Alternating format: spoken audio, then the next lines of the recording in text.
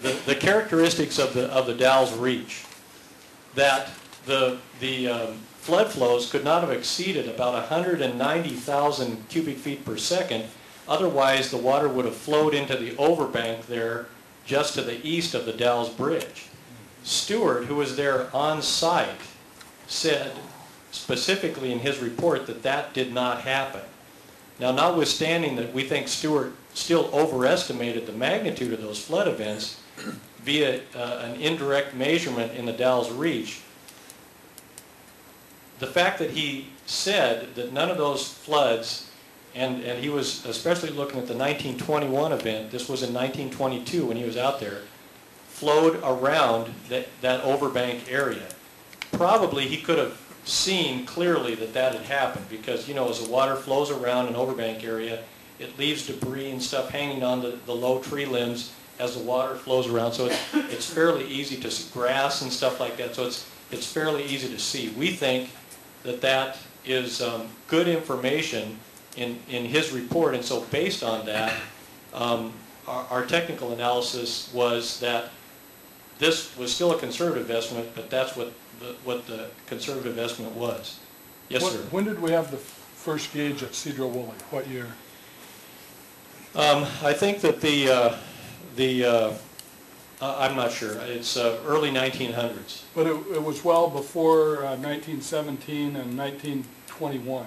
Is that correct? Right. I think that only the 1897 data point was not excluded. Measured from that chain. Okay. I think the other point of interest here is if we had a gauge down there, and the depictions that we see on this are actual readings on that gauge, and the flows at the estimated flows, by the way, at Concrete were so much higher.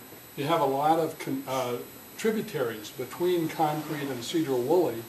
You would think that it would have generated a heck of a lot more volume at Cedro-Woolley if that were actually the case, because there's not a lot of storage area between Concrete and Hamilton. Yes. Geometry, that's the word I was trying to think of. Yeah. Sorry. Yes, sir. Shal, you've mentioned that another firm who's been involved in some of these investigations, was it Northwest Hydraulics? Northwest Hydraulics, right. And they were employed by? Skagit County. And they are collaborating Pacific International's work then, or in fact been more conservative, or found more lesser flows than what they've talked about. Well, that's right. I think that the Northwest Hydraulics study validated PI Engineering's work using this data set here. This is the data set basically that Northwest Hydraulics indicated indirectly in their report. You had to go through the Northwest Hydraulics did not say this is our data set, but if you read the report, this is really the data set that Northwest Hydraulics was using, this one right here. So there's at least two now that are still saying the same thing, essentially. Well, that's right, and I think that's significant. You know, Northwest Hydraulics looks at this a little different. They, instead of trying to come up with a discrete number, they look at a range, and so they generated this range based on their data set. But, you know, it's pretty close to what PI Engineering was coming up with.